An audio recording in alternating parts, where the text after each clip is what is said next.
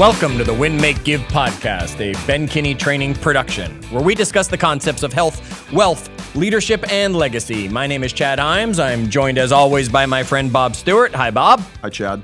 And today we have sitting here with us the one and only Ben Kinney. Hi, Ben. Yay!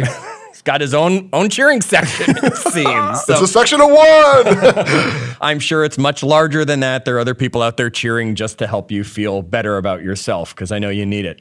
Now, speaking about you, though, Ben, we want to jump right into this episode and talk about the way that people can win and lose with you. It's a topic that you've talked about many times, something that we've all remembered.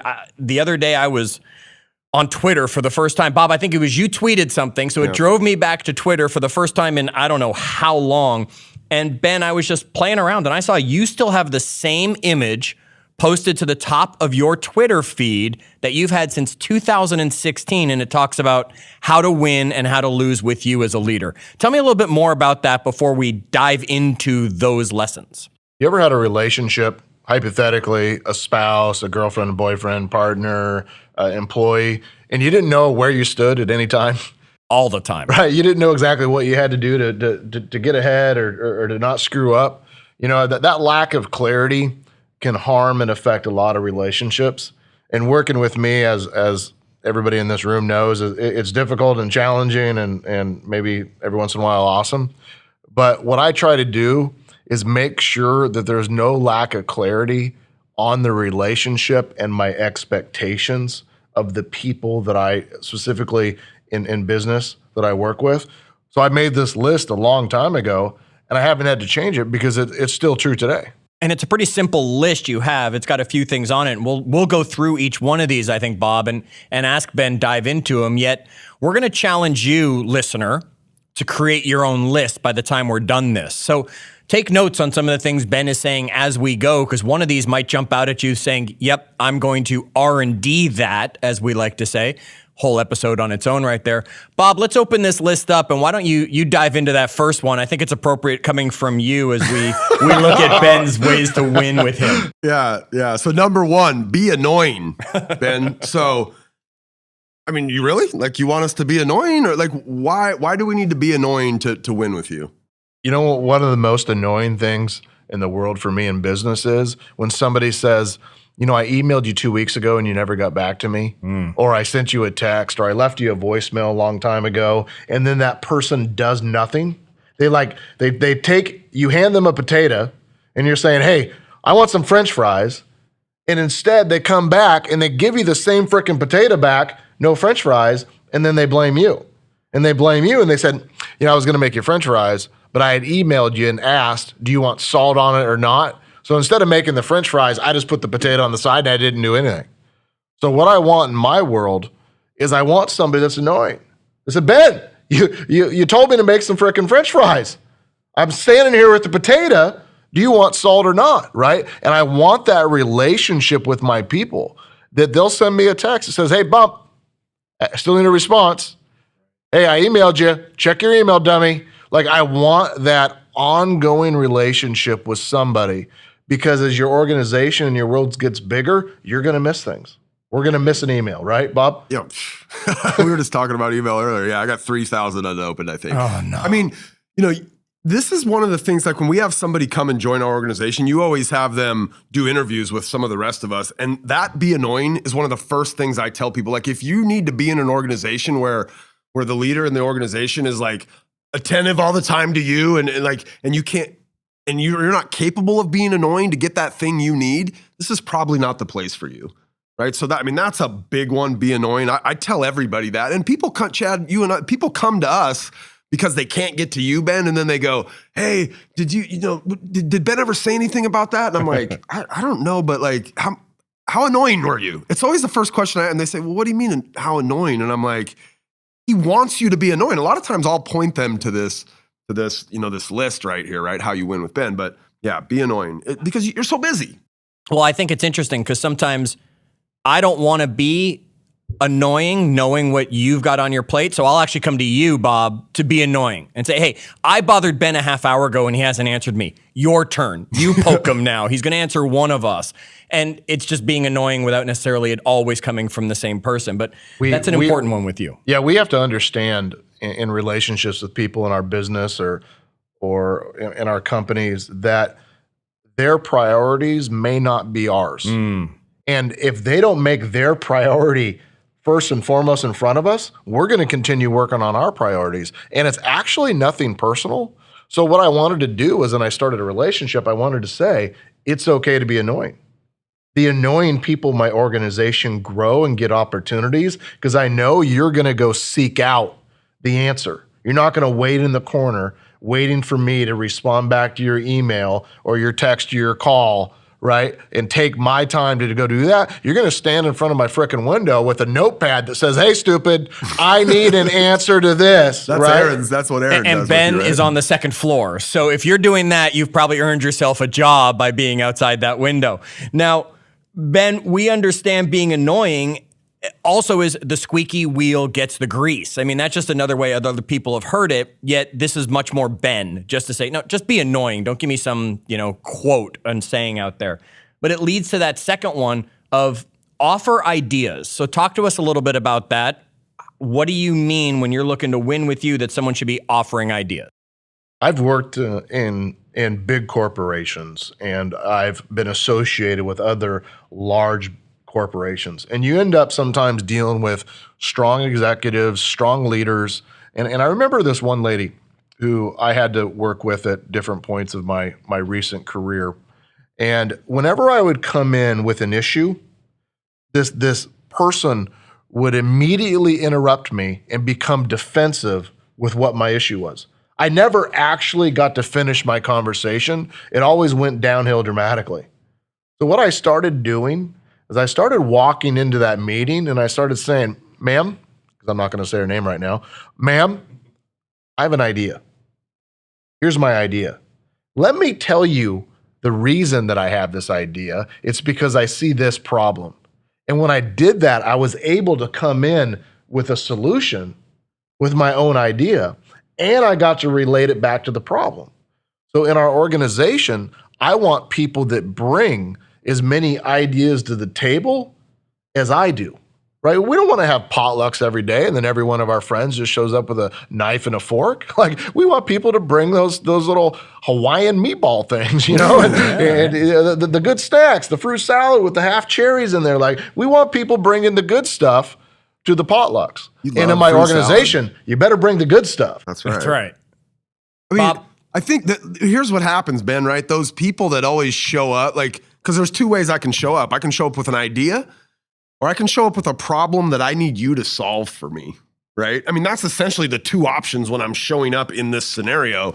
And so if somebody only ever shows up with the problem, they just suck you dry, right? Over time, you just go, oh, here comes Chad again. He's going to walk in here with another problem. Like, there's got to be some balance there. It reminds me, I got 99 problems, but this bleep ain't one, right?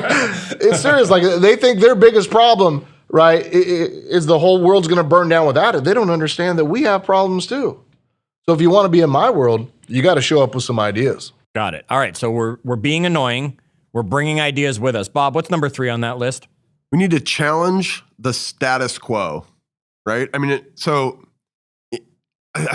is a big one because how many times have you heard, well, that's just how we do it? Oh my gosh. Right? Like, you hear that all the time. I always hear that, like, interacting with other companies, right? Well, this is the way we do it. It just drives me nuts. I think, well, it doesn't have to be done that way. Does it always? So why is challenging the status quo so important for you? You know what else you hear around that, Bob? You hear, but that's what you told me to do 3 years ago. And that was a 3-year ago problem. Things have changed. Right? When I look through my expenses or I look through the processes that people in our companies are doing, and you go in and you're like, why are you spending 15 minutes every time we have to do this specific thing? Well, that's what you taught me to do 7 years ago. Like, I never assumed that we were continuing to do that, right? I want people in the organization that step back and say, is this does this still bring value? Right. Why do we post on MySpace still? I'm sorry. Right. Those we're sort of supposed to post on things, MySpace? right? Is it still valuable for us to continue to do this? Now, if you have an organization filled with people that are going to continue doing everything the way they've taught, your organization is never going to grow. It's never going to become efficient. It's never going to have this opportunity to emerge into something new and awesome. So you want people that show up in an annoying way, offering ideas that challenge the status quo. And it'll be a weird conversation that you start to have as you start going through this list of how to win with me personally. You're going to find that in the beginning, these people bug you because they're literally bugging you and they're arguing about the way you do things and they're showing up with ideas, right?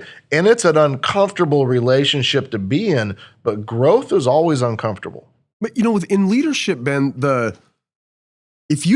these are things that like we kind of instill in people as they come into our organization. And short of having done that, what you get is a bunch of people that think that's just how we do it, right? If you don't tell them, hey, we want you to challenge the status quo, then you get people that never do, right? They're scared to, they think, well, this isn't my place. But when you load them up front with, hey, this is how you win here, not just with you, but in our entire organization, then they start to have that mindset. They know it's okay to challenge the status quo, right? Because somebody new that been in our company 6 months, like they might be thinking to themselves, who am I to say we should do this different? There's a better way to do this, or why do we do this anymore? But when you empower them, then people are willing to jump in and be this type of a person. Yeah, we should invite this friend of mine onto our podcast. His name's Paul Akers, and he runs a company called FastCap, and it's a worldwide successful company, great company. But he presented this concept to me called the 2-second improvement. Could everybody in my organization every day improve one thing that saved us 2 seconds? Every time you did that task. And he challenges his company to make these sort of changes because 2 seconds done 50 times. Well, it's a minute a month. I would be saving you basically in that situation. You just that one thing, just one that one person coming up with that. Imagine if you have an organization of 10 or 5 or 20 or 100 and everybody made a 2-second improvement every single day. And it all depends on how often you actually do those items. If you made a 2-second improvement on something your company does 2,000 times a day, you're making a big difference. And the compounding effect of 2-second improvements can change your organization. The only way to have 2-second improvements is to challenge the status quo. And now more than ever. I mean, with what we've got going on, the new normal, as I air quote around that, right? That's what we're living in. We have to challenge the status quo now more than ever. Do more with less. Correct. All right, let's go on to the next one, Ben. It's ask for time to meet. And I know this is one that I'm a pain in the behind with you on. It's every time we finish a meeting, it's getting on the calendar for that next time to meet. Yet talk about that asking for time to meet. How is that something that someone wins with you? Why is that important? We all have a lot of things going on. And the bigger your world gets, the harder it's going to be for you as the leader to take responsibility for having a relationship, making time, scheduling, and reaching out to people in your world. And I physically cannot enjoy my life, try to have some resemblance of health and happiness and recreation and get all my own priorities done if I was personally responsible for the relationships and asking everybody to meet. So what I do is I put it back on them. Hey, I'm available whenever you need me. You're going to have to ask for it. In the event that I ever don't respond, I need you to ping me again. Which means be annoying. Be annoying. Ask for time to meet. Annoying. Sorry. Be aggressive. But, you got it. Please stop. But what we're really saying is if you need something, ask for it, right? If you're going to jump in there and you need 5 or 10 or 15 minutes, you need to ask me for it. I'm going to give it to you. Now, I might give you some homework first. The very first thing I'm going to say is, what do you want to meet about? That's awesome. What's our agenda? Great. What are your questions? Would you mind writing them out for me? And that helps me in many ways because sometimes they don't really need to meet. They want to meet. And I can actually solve their question in a text. And we don't have to spend that 15 minutes or 30 minutes the next day. Sometimes when they ask me the questions, I'll be able to look at it and realize that there's a bigger issue And I need to schedule more time that they have something personally going on, professionally, maybe in their relationship or their health, and I need to make sure that I have adequate time for them. I would say, in addition, by them asking the right questions, I'll also know, should I invite somebody else to the meeting?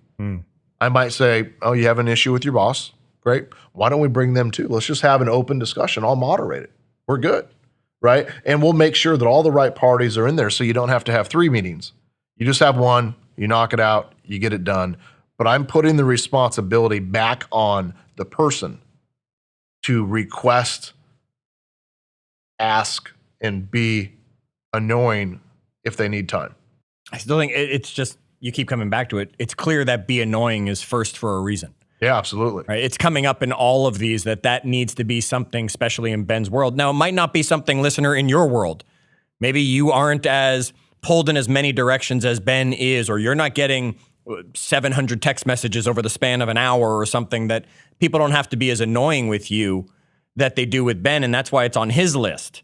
Yet, remember, we're challenging you to create your own list of how people win with you as you're listening and taking it from some of the things Ben's talking about. Bob, what's next on Ben's list? Let's keep going through his Next pieces. up, think outside the box. Oh, Ben, cliche. Nice. Right?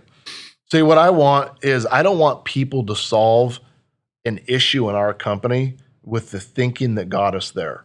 Yeah. I want us to go out there and I want us to say, hey, we're building software, which our companies do, right? I want them to go out there and say, well, our competitors are doing this. That's great. Let's think about what they're doing. Have you found anybody that's not in our industry? How are they handling it? That's thinking outside of the box, right? Don't just read books or listen to podcasts from people from your industry. Go far outside. I've had some of my greatest ideas from reading books about the past, from reading books about other industries, from going completely off topic into podcasts. In order to think outside the box, you have to learn outside the box. So is that the difference between challenging the status quo and thinking outside the box? Challenging the status quo is our competitors or us are doing it this way, we just keep doing it. Thinking outside the box, you're literally telling me, hey, get out of our industry, go think somewhere else, go see what they're doing to bring it to us. That way they're different things. You know, as we said earlier, we said offer ideas, which we want them to do, that challenge the status quo. But I don't just want the ideas to come from the way that we do things and what we know and what we've been taught. I want them to go out there and find answers that nobody has ever considered. That's how innovation happens. You do a good job, I think, of like inside of our organization of kind of planting these seeds for us. Like you're forever texting an article that has nothing to do with like what we do in business, right? And oftentimes you won't even say why you texted it. You'll say, what do you think of this? And you'll send it to like 5 of us. What do you think of this? And the cool thing is, like, because we all have different backgrounds, right? Ross has a finance background and, you know, I've got a certain background. And so then the responses, we all see them, they're all different angles, right? Josiah's looking at it from a design background so you do a good job of kind of fostering this behavior in us by doing stuff like that, where a lot of times I'll get it and go, all right, does he want something here? What's the right answer? Yeah, what's the right answer? And then I'm like, well, screw it. It doesn't matter. Here's what I think, right? But so you foster that. It's not like you just go out and say, hey, guys, this is how I want you to act. You actually like drive us towards those actions. Well, I do this, and you know, I do a little bit of coaching, and we do some mastermind events around the nation where we get together with these business owners. And they come together, and one of the things that I make them do before we meet is we got to read 2 books prior to every meeting. And we all present and talk about what we read. And what I thought was interesting was all the people that were in there, they were all expecting that they were going to read business books. But I give them an 80s book on questions. And I give them a book called The Untethered Soul. And I give them The Enlightened Gardener, which a couple people hated. And I give them books on habits. And I give them books on health, and I give them books on all these other areas, because I know it all comes together to create us as a person and us as a business. And I want them to get out of reading the same 27 law books, right? Which are all great books, but they've read them and they've read them and they read them, and it still isn't getting them anywhere. We have to start thinking and reading and learning outside of the box in order for us to offer ideas that challenge the status quo. Okay, so We've got be annoying, offer ideas, challenge status quo, ask for time to meet, think outside the box. The next one on here, Ben, is tell us what you want to accomplish. And I remember sitting down with you in a meeting one day and you just looked at me and you said, well, what is it you want to do? And what do you want to get out of it? Obviously, it's a way that people win with you. Talk more about this. Tell us what you want to accomplish topic as one of the things that made it on your list. I get people that come to me a lot and they'll say things like, I want an opportunity. I'm like, great. What's that look like? I don't know. I need more opportunity. And they think about this word opportunity like it's this big secret, like we should be whispering the word opportunity, opportunity, opportunity, opportunity, right? It's not, right? Opportunity is what you want personally. And I want people to come to me and say, this is what I want out of my life. Or I want people to come and say, I don't know what I want, but I'm struggling with where I'm at. Can you help me figure that out? And I'll reverse my way in there and say, great, let's talk a little bit about your goals. What are you unhappy with right now in your world, financially, personally, relationship-wise, health-wise? Okay, that's awesome. Let's talk about how you want to change that or how you want that to look like in 3 years or 5 years. Great. Let's figure out what it would take to get you there. I want people to come to me and say, I'm unhappy. I'm 100% committed to you, but I want to start working on my direction of changing my life. And many times people can come and they'll say, Ben, I would really like this opportunity. And I might think about it, ask them a bunch of questions, and it might not even be the right opportunity, but at least they raised their hand and said, I want something different. And it allows me to sit and have that relationship with Bob in that conversation and figure out what it is he really needs to accomplish. In the organization, I want people to come and say, I want to improve this process. I want to improve this marketing. I want to improve this product. Tell me what you want to do. I'll clear the path for you if we both agree it's the right idea.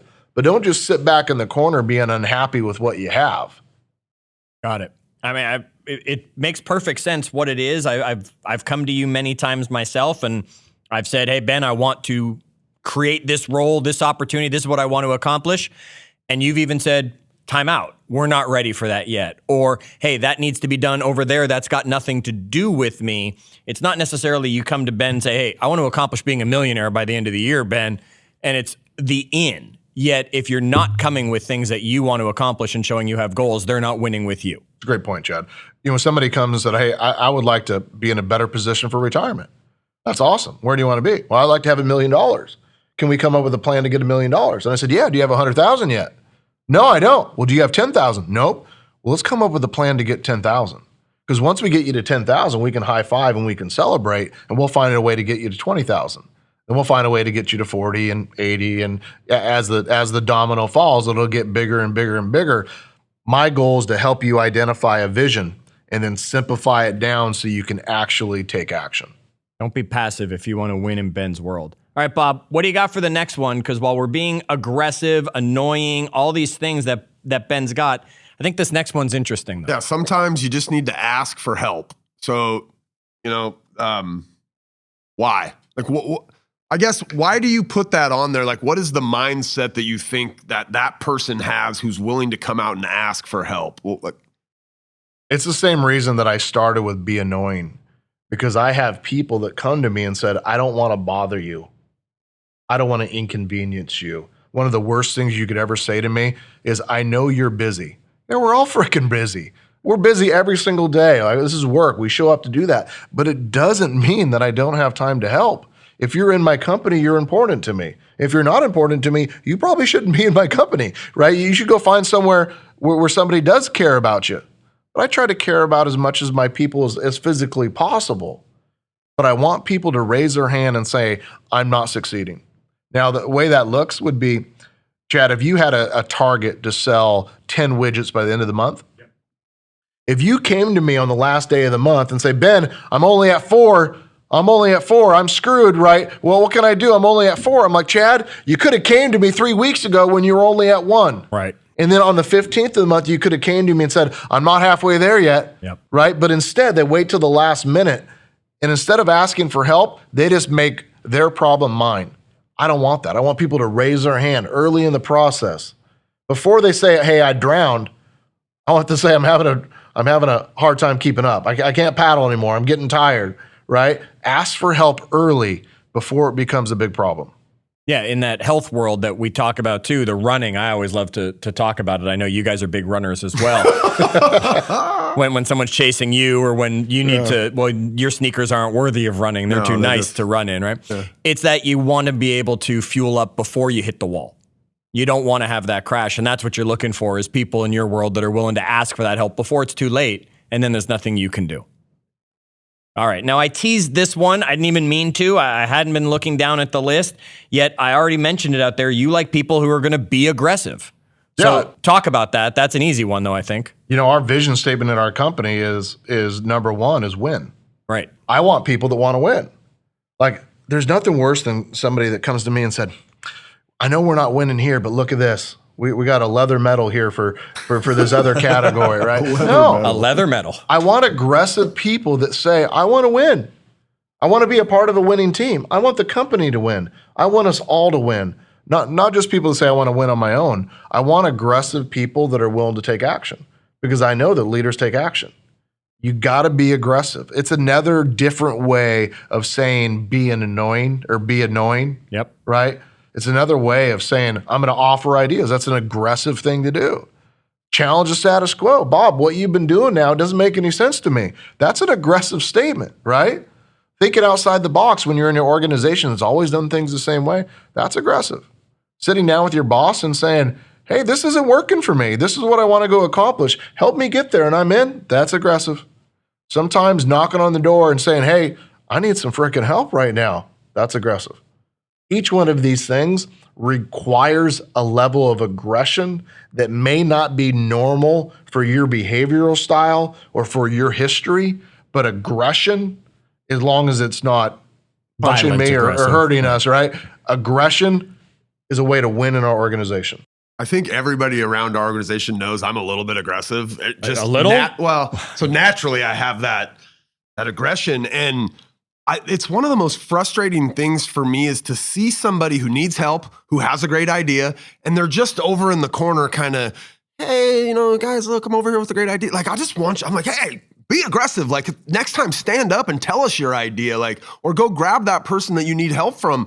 We can't do that today anymore because we're all isolated. Can't grab anybody. But just go get that thing you need, right? Like, otherwise, you're stopped. You're blocked. You're over here with a priority and something you're trying to accomplish. And unless you can go demand to meet, right? Like you said, all of these elements involve a sense of aggression that, like, I can go get that thing because I need it. A more gentle word might be urgency, but I'm not a super gentle Ben.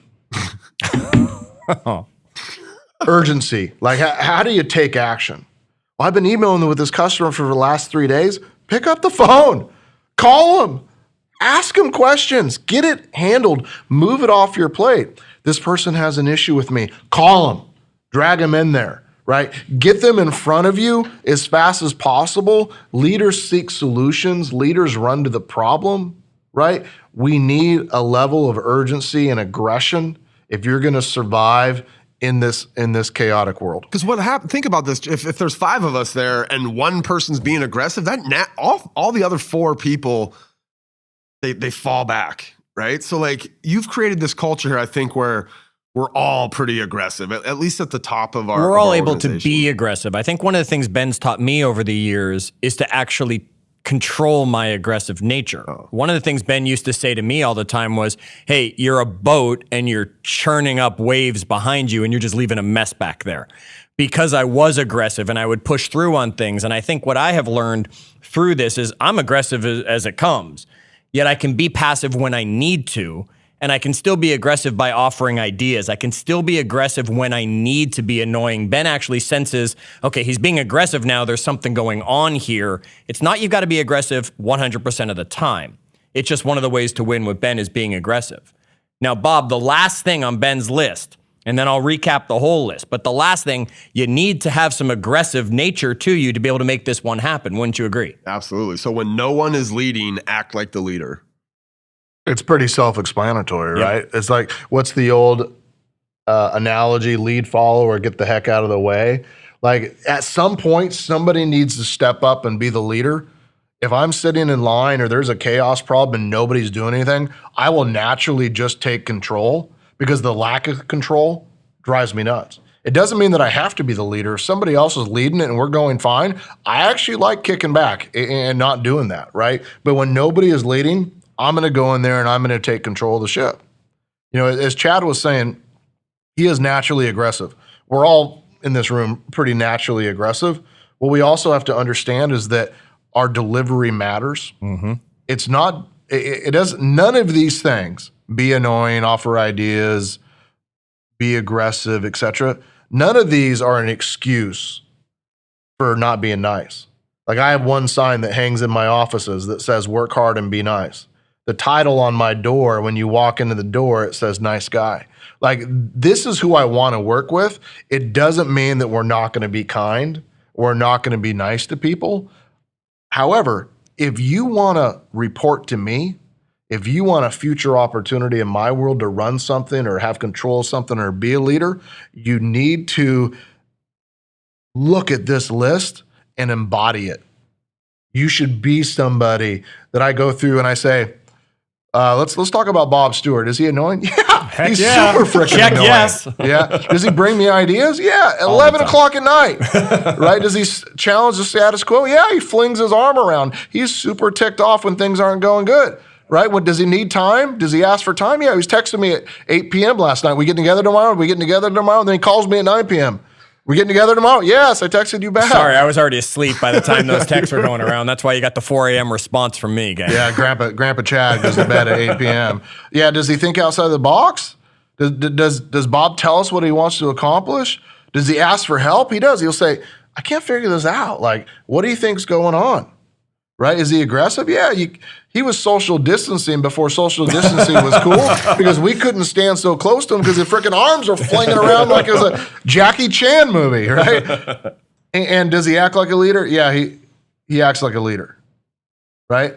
So that means that sort of person would work great in my organization. Right. Somebody that would easily be offended by me not responding to him, not going to work in my world.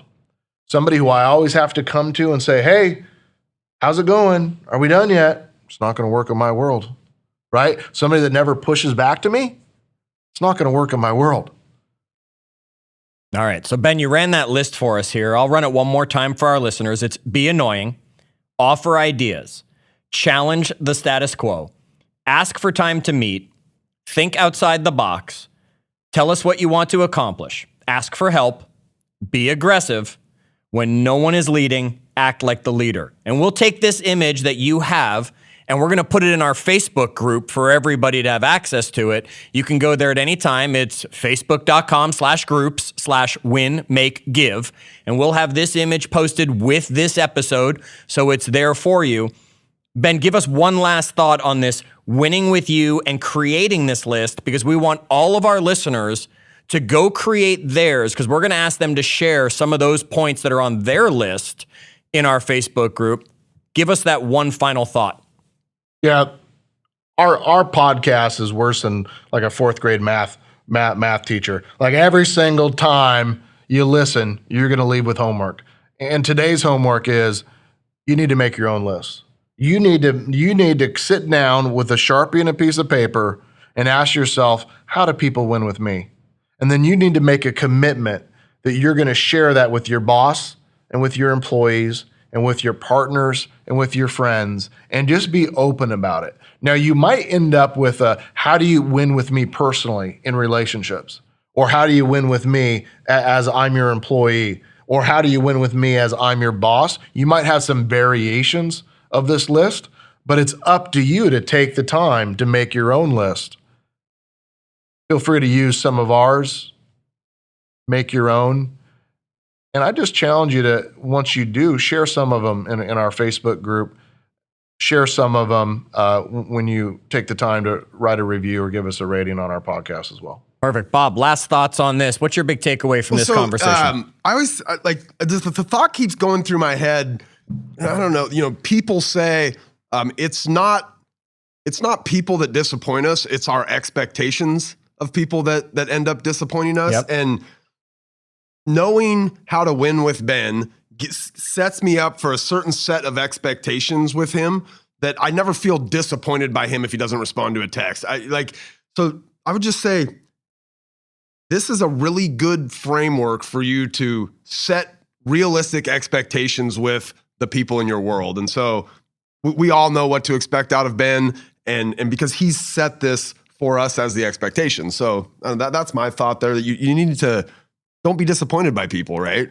Like, set the proper expectations, and then people will not disappoint you. Perfect. All right. So we want you to remember, wherever it is you get your podcast episodes, to go subscribe to ours. We're going to ask you for a review. We're going to ask you for a rating. We would love to hear your thoughts on the podcast. If you want to share the podcast, you can always just share it. Give people this simple message. If they just text the word podcast to the number 59559.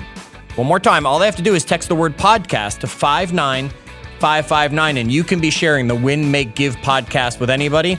And don't forget to find us and join us on facebook.com/groups/Win, Make, Give, where we can continue these conversations. Until our next episode, we want to remind you, wash your hands, and as always, do good.